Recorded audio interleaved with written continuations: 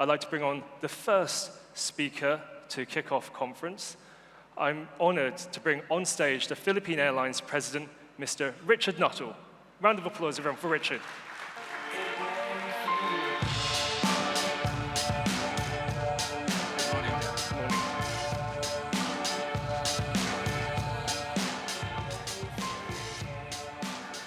Richard, welcome to Singapore.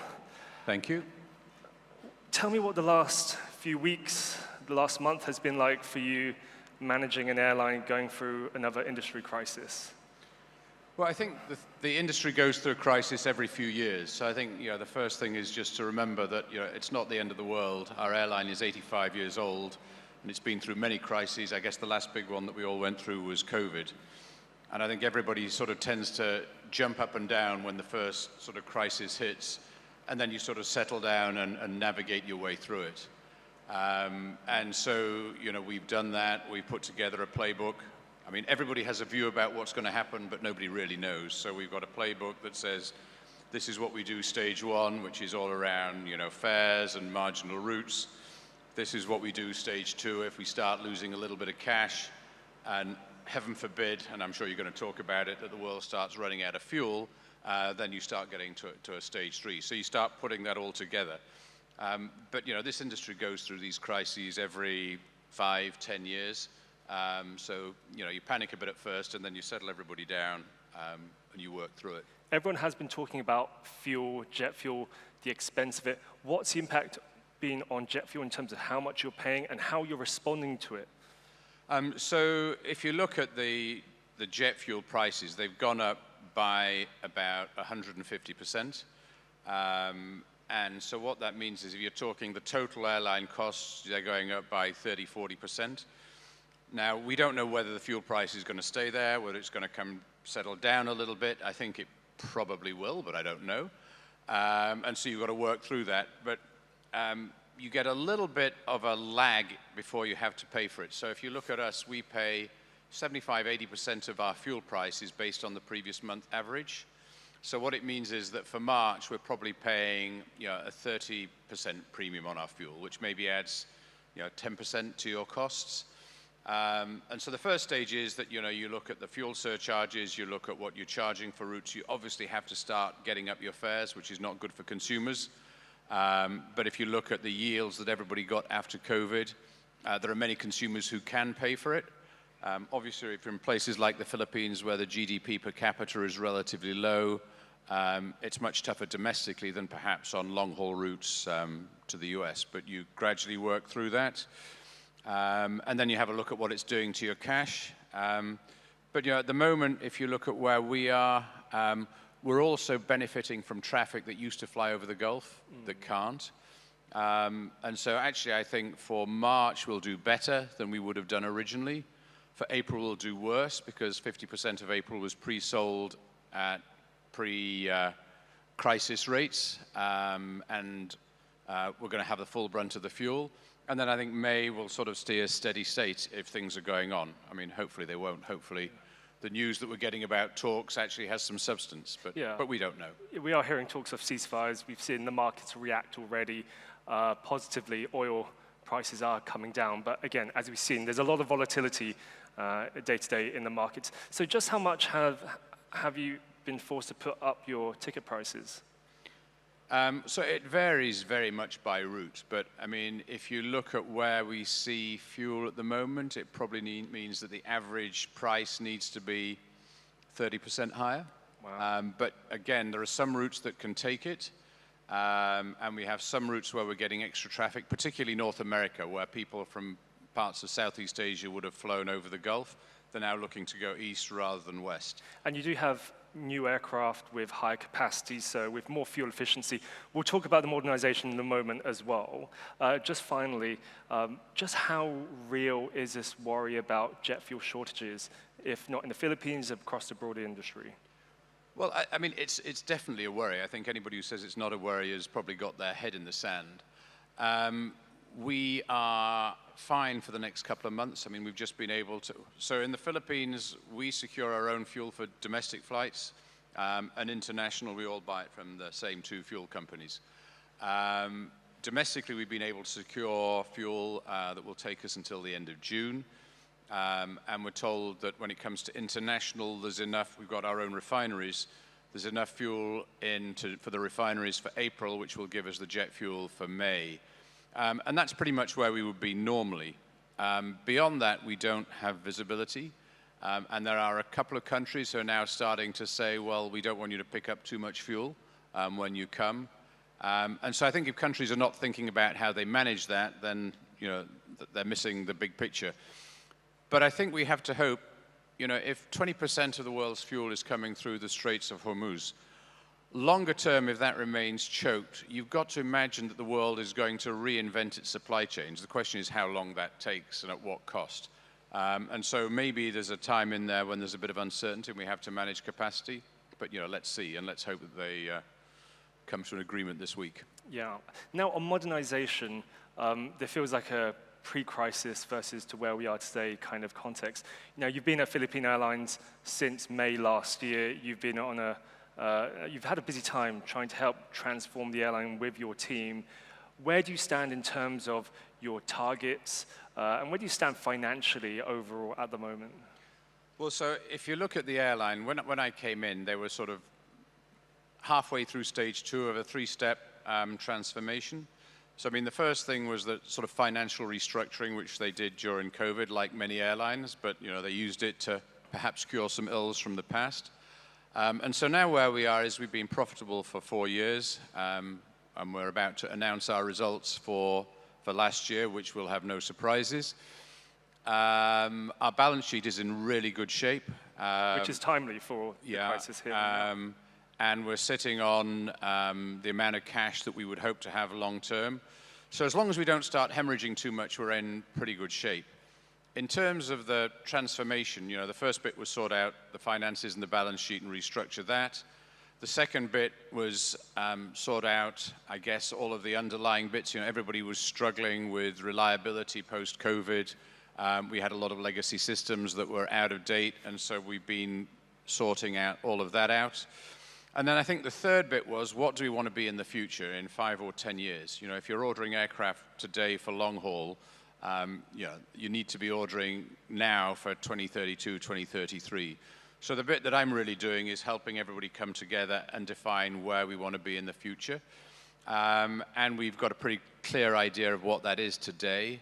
And I don't think that changes because you have a crisis in the Gulf. If your strategy is going to change every time the airline industry goes through an upheaval because of a geopolitical event, then it's probably not the right strategy.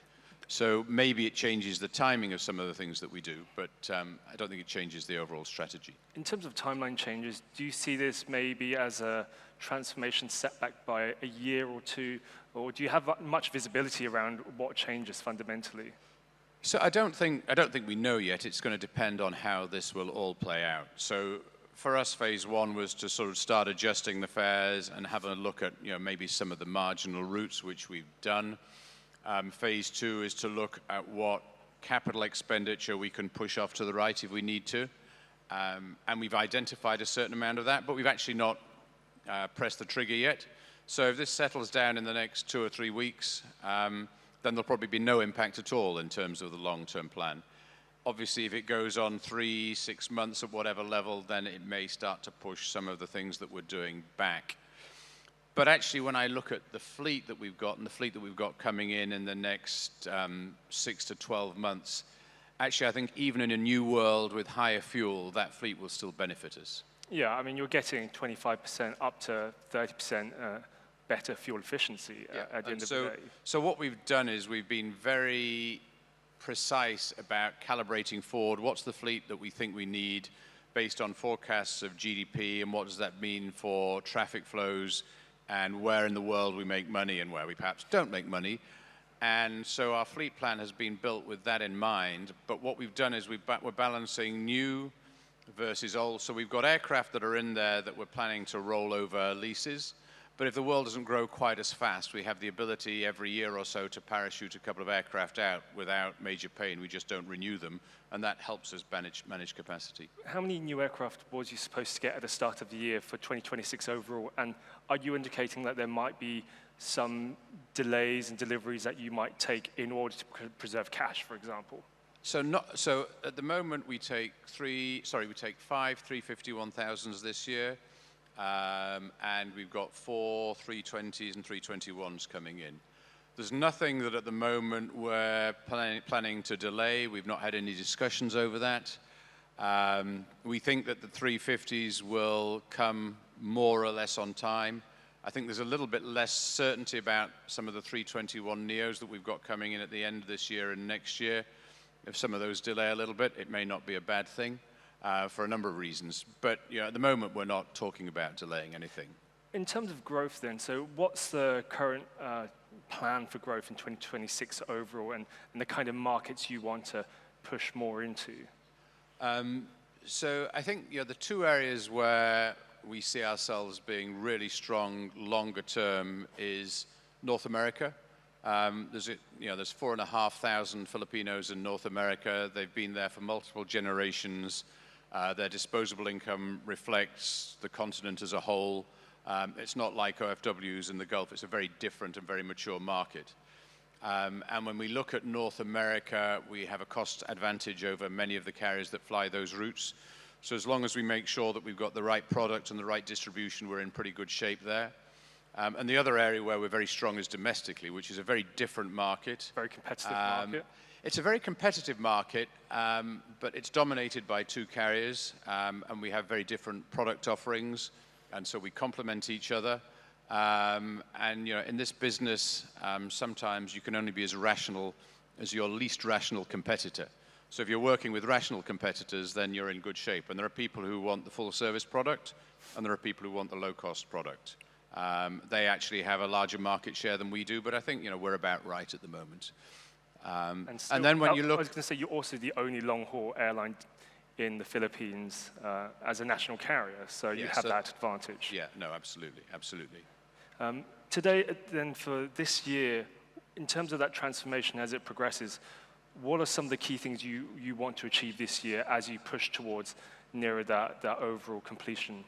So I think the airline's gone through various views on what it is, and if you look at our historic fleet, it has a variety of configurations, and it's some of it's a little bit messy and it's challenging operationally when you swap aircraft and they've got different numbers of business class seats or whatever. But I think what we've been very clear about is that we need to be a full service carrier, where in the past we weren't quite sure. And that means that we need to make sure that the product is commensurate. I mean, we fly in a part of the world with many of the world's best full service carriers. So we're working very hard to make sure that the premium products are in line with best in class. We're retrofitting our regional narrow bodies. We will be retrofitting our longer haul aircraft, but that's probably going to take 2 or 3 years due to seat availability, but that's in process. The single biggest driver of customer satisfaction or dissatisfaction tends to be on-time performance. So last year we were the #1 airline in Asia Pacific for on-time performance, which is not necessarily the traditional impression of Philippine Airlines. So we're working very hard to make sure that we maintain that position and we maintain our on-time performance. But it's really about gradually upgrading the product, gradually upgrading the image, and that's a journey.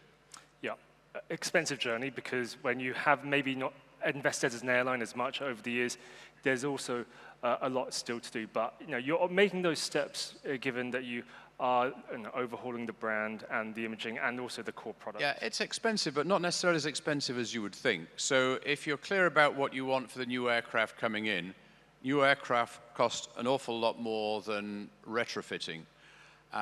We've been looking at the F&B that we provide, and we've been upgrading some of the F&B, and we've been making it more fit for the routes that we fly. But we've actually been able to do that and take cost out at the same time. Yeah. So I think sometimes it's not about cost, it's just about clarity on what you really are and what you really want to be. Yeah. Now, I want to leave you with a final thought. Given this, we are in this lingering crisis of conflict and war, given there are concerns around fuel and fuel shortages. We heard from your Philippines president talking about worries over fuel shortages. What's your message to the public, to the government? What you want to see in terms of the industry working together, perhaps, to get through this crisis? Well, I think that at the end of the day, we're going to need people to work together to make sure that everybody has access to fuel. When these things happen, everybody takes an immediate knee-jerk reaction. And so we have countries saying we need to ration our fuel, we want people to tank fuel in and out. Yeah, the reality is we're going to have to do the same thing probably in the Philippines. And the fact that the president has called a national emergency over the fuel is probably very sensible. I mean, we do need to manage it. We're an island, we're a country of 7,000 islands, and you don't want to have your head in the sand. You want to start managing it and getting ahead of it. So if we start doing the same thing, then that's okay, but then you start having reciprocal discussions and you say, well, you know, let's agree that we're not going to do that to each other because, you know, we both need to fly. And if airlines on both sides are tankering, we're both burning more fuel than we need to do. But then I think, you know, longer term, we need to work out how we can get together, and this is probably more governments and fuel companies. Yeah, so for me, I look, and I think if 20% of the world's fuel is coming through the Straits of Hormuz, there's got to be enough fuel in the world for us all to exist, but we just need to reinvent supply chains. So there's got to be a way forward on this. But obviously it takes a little bit of time and everybody jumps up and down and panics and then they start settling down and working out how we do this. So I'm sure there'll be a way through. We just hope it's sooner rather than later. Yeah. And actually the best way through would be just to settle what's going on in the Middle East. Yes. Richard, that's all we've got time for. Really appreciate you being on stage. And I want to say thank you very much indeed and give a round of applause everyone to Richard Nuttall, the President of Philippine Airlines.